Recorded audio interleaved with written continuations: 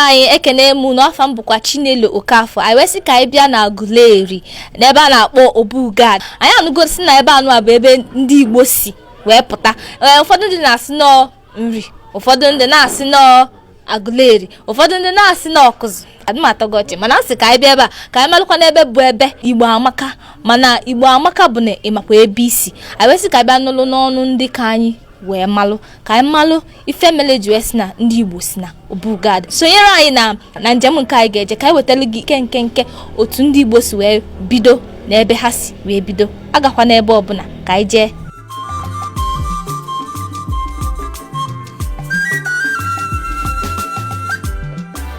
Nnọni unu bụ ndị ABS anyị so unu nnọọ ebe unu bụ Obugad dị n'ime Enugu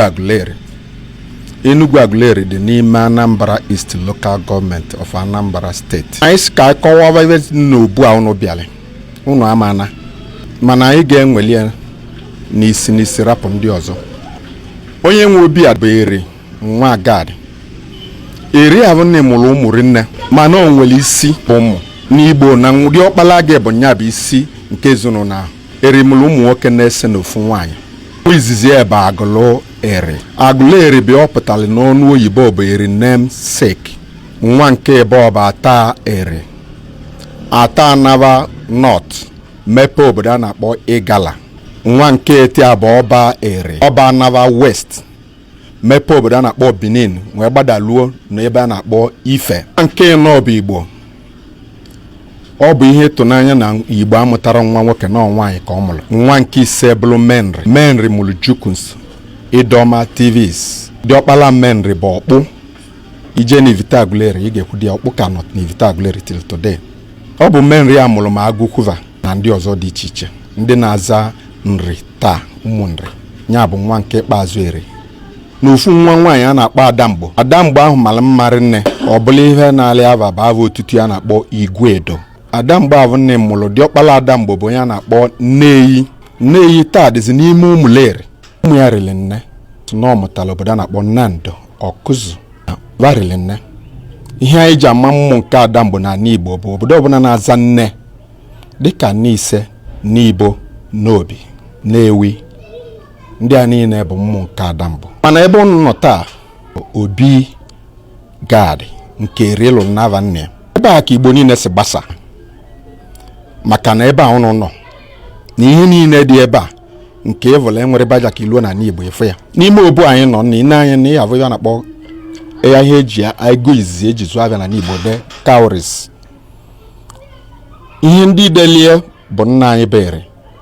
Ihe anyị ji mara na ọbara ulu bụ ụmụnne anyị ndị Israel chọrọ anyị bịa fa gụzie anya n'ọnụ bebe ma anyị bụ ndị nwunye nwere dịka ịchọ mma anyị ya nwere ya na asụsụ maọbụ na onwere ihe ọ pụtara.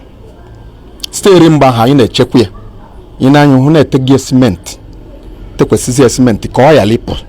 Isi na-azụ benwe ichegala azụ na ikwudo Eze Agụve bụ eze nke ebe ọchịla n'Igbo niile 2960 years ago. Anọ ka dị ndụ. Eze Agụve avụ nne nwụrụ be ini ya ka osisi apụlụ. Mkpụrụ ụbọchị saa o ji nwa ka o sipụrụ n'ini ya. Ọ bụ ihe ịtụnanya. O mewezi ọgwụ mbọsị na ụbọchị nke ọzọ pụve wee pụzuo ịtọ ana osi na-ata ha nwere ovu mgbọrọgwụ nke egosili na Eze Agụve ka dị ndụ. Dee na ịgbadaga n'azụ na ebe anyị nwere ebe a na-akpọ ya Agbanabụ Ezu na Ọmabala. Agbanabụ Ezu na Ọmabala bụ ebe nna anyị be Eri idolo ụgbọ wee gbagota. Agbanabụ Ezu na Ọmabala bụ ife ndị oyibo na-akpọ ya ndị bịara research na-akpọ ya bụ River of Life.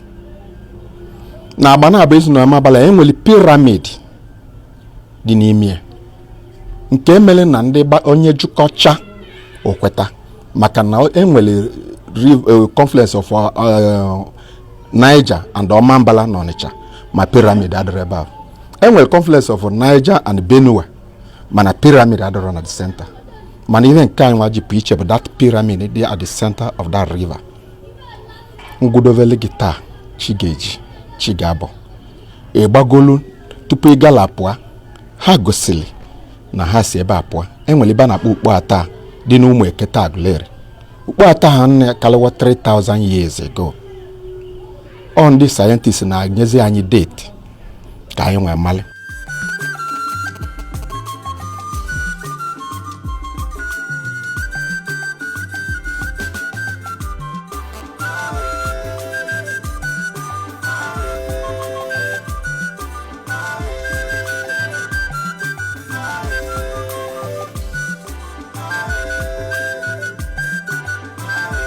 eri mụtala agụlọ eri ololo nne obi ahụ bụ nne ya ava nne ya bụ gad ọlụọ ya na-ava nne ya ebe a ka ọlụ ya nya ka ị nọ ebe a obi gad anyị nọ nne bụ aja ọtọ ka ọ bụ simenti ka anyị tekwasịrị n'elu ebe anyị nọ bụ bụ gad oyibo bịara anyị mechizie ọgwa dị n'ime ọgwa ịsa isi na azụ ma ebe a nchela azụ ba ịba 7 rooms tupu ị nweta ebe eze na nọ mana emechighị ya oyibo abịa emechiwu ya maka na aja ọtọ bụ sọsị ha iji rapụ nke a bụ ka anyị nwere ya na-akọwa akụkọ ebe anyị nọ na ebe nọ bịa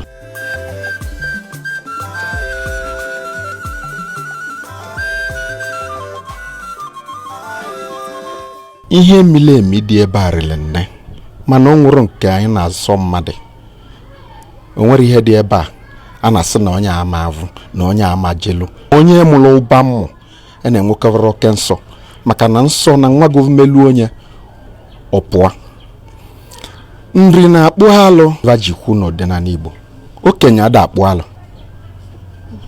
onye na-akpụ alụ bụ ukwu mgbala ọtọ onye na-ekere mmalị nsọ na onye na-akpụ alụ bụ onye na-amara ebe a na-akpọ alụ na-akpụ ya ọ bụrụ okenye mmalị ebe alụ na-akpụ alụ mana onye ji akpụ alụ ọ bụ na-eme nsọ anị onye ga-akpụ ya bụ nwa nwoke ma nwa nwoke a ji akpụ ya aja mara ihe bụ nwaanyị ọ ga-agba ọtọ and ọ ji abụrụ nwoke because na tupu nwoke bụrụ alụ nwoke oyichiwe onwe agụdoli onwe kpụ alụ ahụ nsọ ahụ wee si na-arụ onye ahụ wee pụọ nwere ihe a na-akpọ ọfọ Igbo abụrụ mbeche n'osisi nke ha na-ebunyele ka ibera bụ na-ebunyele onye bi bunye ofu okwu na gbam ọ bụ asị ọfọ Igbo bụ mbeche n'okwute nke ọ bụ n'ime igwe ka o si pụta anụ n'ime mmadụ ka ọ na-adị ịnagharị azụ n'akwụkwọ nsọ nke Baịbụl evu na mmụ nke Jacob na 12 sons of Jacob na-ekenyere okike anụ onye ọbụla na-avịa dị na mbeche na nke gad dị n'ebe anyị nọ taa ya ka anyị na-akpọ ọfọ Igbo obodo ọbụla na-echigbu eze mma dịka nri na-echi a ha gara bịa ebe a onye nri ga-abịa ebe a nọ mkpụrụ ụbọchị ile na ebo mbọchị oge eme mkpụrụ ụbọchị ile na ebo na-eke enwe dulie eje na-agba na-agba izu na ọmabala eje emiteli ududu eze and emite ududu eze ahụ nye n'aka ọbụna ọbụla eze edulie nava ezili mmadụ eduje mmadụ n'obu a onye ahụ ga-edu na eso n'obu a jeje na-agụkwu nri na 4 days ihe ọ ga-agụdolo eze ahụ ịchịrị ọfụ bụ do's and don'ts o mee 4 days ebunye ibu ọnata ọbụna ha enweghị eze na beva mbeche na osisi ha na-akpọ ọfọ abụrụ ọfọ Igbo bụ meteoric rock the rock ahụ ọ dị ebe a anyị kwadoro maka ya na-emele 7 days dry fasting 7 days ihe eme fasting 7 good days ihe testoro anything ife ọfọ Igbo anọsofu mmadụ nwe ji ana onye ji bụ onye nọ n'obi ya ka aja akpụ ya eze Chukwuemeka ere eze dị Igbo eze ọra nke ọgwụ niile n'ịnọ and eze Akajọfọ Igbo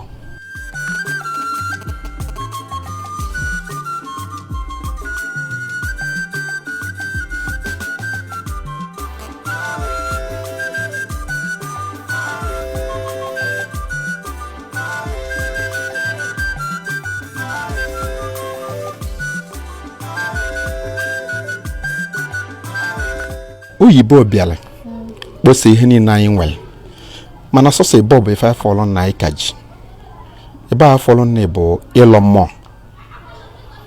Aguleri na-ebu ụzọ alọ mmụọ na ala Igbo niile anyị nwere na ji ịkwụnye ihe na ala na ometa mgbe ahụ iji gwupụta ikene Chineke so eze Akajọfọ Igbo na alọ mmụọ n'ọnwa Ọgọst ananụ na-ebukọta Igbo niile ịbịa na eze alọgọ mmụọ and ọlọchazie mmụọ ndị ọzọ alọvọ mmụọ ọzọ nne bụ na-enwere emume na-eme ebe a na-akpọ Eri festival ahụ nne bụ n'ọnwa Nọvemba ka eji eli ya ọ bụ nlote maka nna anyị bụ Eri ndị igwe ndị ọzọ na-amịa n'ụdị nke ọvala ma ebe anyị na-agbara ọvala ihe anyị na-eli bụ olili Eri ilote maka nna anyị bụ Eri ihe ndị ọzọ ụka emebichaghị ya o riri nne anyị nwere olili ọnwa nge ada elizie anyị na-eli ọpụtụ ọ dịrọzi. Anyị na-enwele nzidani ọ dịrọzi. Anyị nwere akwali ọ nọrọzi. Ngwala go orili nne. Nni nke julu na oyibo ama mebie bụ ịlọ mmụọ ikene Chineke na obele ji anyị til na ana emetego nnukwu ji. Ndị ụka bịara mee anyị oyibo bụ divide and rule nke na-ekwetara ekwu na-emekọta unu na-eme. O nwere nke dị devilish, o nwere nke na-emele ajive, o nwere nke bụ na-emegide Chukwu. Igbo bụ ihe mali Chukwu tupu ụka bịa. Ihe gosi na Igbo bụ ihe mali Chukwu tupu ụka bịa bụ na ava niile anyị na-agwụ na-emetụta Chukwu. Ya ka anyị ji agwụ Chukwu dị, Chukwu Emeka, Chukwu nwe ike, Chukwu na-elo, and Chukwu na-enye.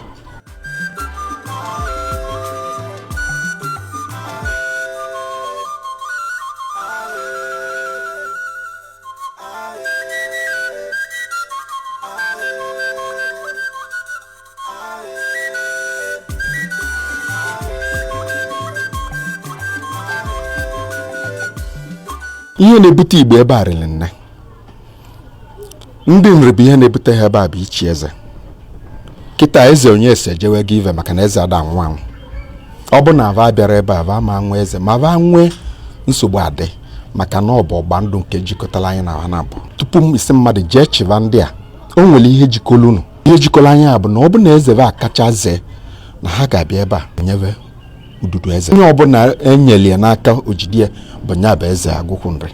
Nya ga-achịva. Ọ bụ special function. Ndị na-abịalibe kwụsị ọrụ nne bụ ndị oriri. Ha kwụsịgo ka na-azọwa ga-azọwa na beva. Ndị zọvala eze azọva beva va ma abịazi maka na a na-echizi n'aka akalela aka. Mana nri ka na-echie n'usoro aha anyị na ha kpali wee tie taa. Mkpụrụ ọsọsọ agụkwụ nri na-abịa ebe a. Obodo dị iche iche na-abịa mana ihe dị iche bụ na onwe ndị na-ekpuchi nkeve ekpuchi. N'iji kọwala gị eziokwu, ma nwa ọba of Benin ma ọ bụ na ha lụrụ n'ebe a na-akpọ ugwu ogodo. Ọ dị n'ebe anyị nọ n'obodo Aguleri. So ọ bụ na ọba nwụrụ ndị Benin chichi ọba ha ga-abịa na 4 days na ha na-enwe ọba n'obu a. Ha na-eje n'ukpo be nnava ebe ọba dị pụọ. Ọ n'ime obodo anyị nọ ka ọ dị. So o nwere ndị nke bezolezo ana na-agba enu na-abụrụ ihe eji ama akụkọ ihe na-eme ibute na-akọsa. Ọ bụ relationship jikọrọ nwanne na nwanne.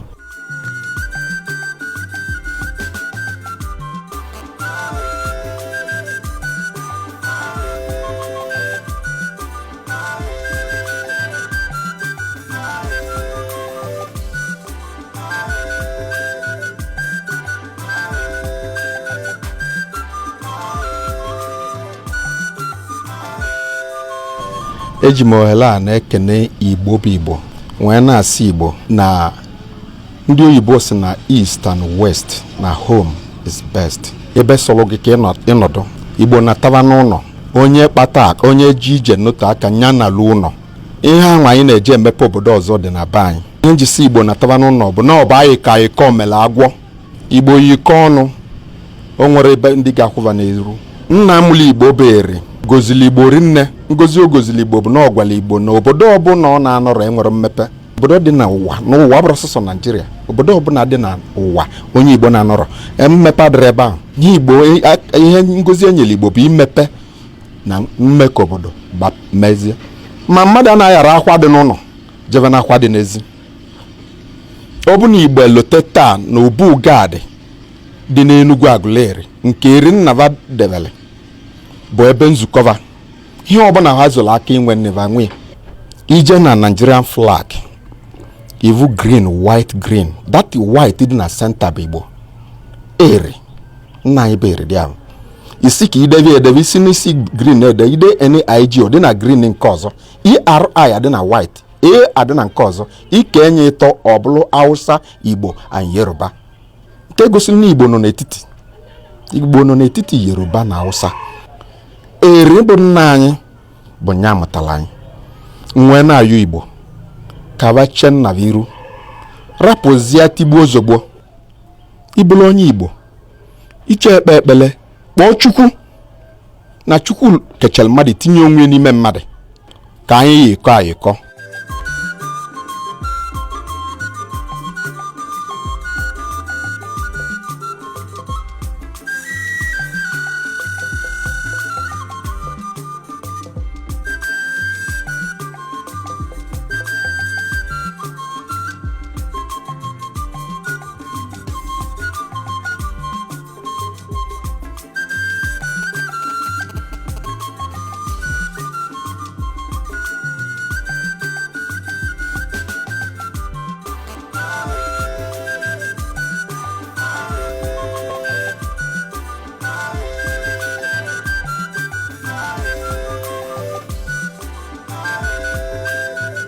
Eze Agụve bụ eze nke ịbụọ chili mba ụwa niile. Ọnwa chi gosiva arụmama. Ibe arụmama ọ gosili bụ na ụka abịala nnesi anyị na-enwere Trinity bụ God the Father, God the Son and God the Holy Spirit.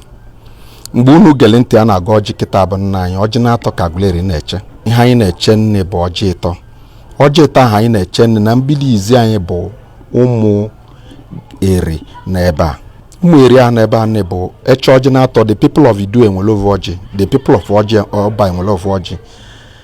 Eri nke nọ na bia ebe agụlụnweri agọ the third one.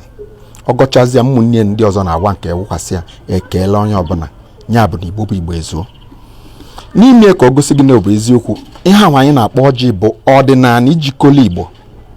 Ya bụ ọjị. Ụka si na-enweli Chukwu na-atọ dị n'ime ovu Chukwu. Nna anyị bụ Eze Agụve nwee nwụrụ wee gosi na mmadụ ada anwụ anwụ na eze na-adị ndụ ruo mgbe ebi ebi. Ya ka aja sị ndị na-echi igwe na si igwe ije adị o, ma eze na-adị ndụ ruo mgbe ebi ebi. Eze Agụve nwee nwụrụ wee pụọ osisi na-ata ahụ nwee nwe ovu mgbọrọgwụ. Ọ na-egosi anyị, ọ na-enye anyị symbol of Trinity. Trinity a bụ n'Igbo Igbo nwe Hausa na Yoruba.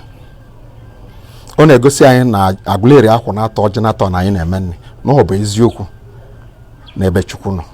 Chukwu nke nna, nke nwa na nke mmụọ nsọ. Ọ na-egosikwu anyị na mmụọ nke eri n'ebe a dịka m gwara gị na ata migrated north, ọba migrated west, Mary migrated north east, ọmata agụlụ adamgbo n'Igbo. 5 Igbo speaking states bụ mmadụ ita mụtalaba Aguleri, adamgbo n'Igbo. Ha bụ ndị n'ebe a. Gịnị ka Igbo kedu ihe afa Igbo si bịa? Igbo si anyị ji aza ndị Igbo bụ na nwanne anyị bụ Igbo, nwanne nna anyị bụ Igbo amụtara nwa nwoke adamgbo na agụlụ wee sị na ava Igbo ama avụ. Ndị oyibo na-akpọ ya being your brother's keeper. Ọ mara pa baba nwa zava nwanne veni ka ọ nọ oyalivu. Ya ka anyị ji aza ndị Igbo na anyị Igbo amụrụ anyị na nna anyị tọrọ Igbo. Mana maka na ivi na ọ nwere nwa nwoke na ụdị ọkpa nwoke na-ebichi n'ọkpụ ụlọ ma na-ata agbanwe avava wazavazia ndị Igbo. So nkwudowele gị maka Eze Agụve nke anyị na-akpọ the Trinity Tree. Orie nne mmagụtalile lulu ili bụ ihe rụba amị. Otu ọ dị na-abụ Eze Agụve, ihe ọbụla bụ mkpa gị na-emechuru iru mmadụ, na-abụrụ igbo mmadụ, na-abụrụ imegide mmadụ, ije na Eze Agụve kpee ekpele ya onye ilu inwe maka na ọ dịlide asọ wee luo n'ọnwụ ma dị ndụ.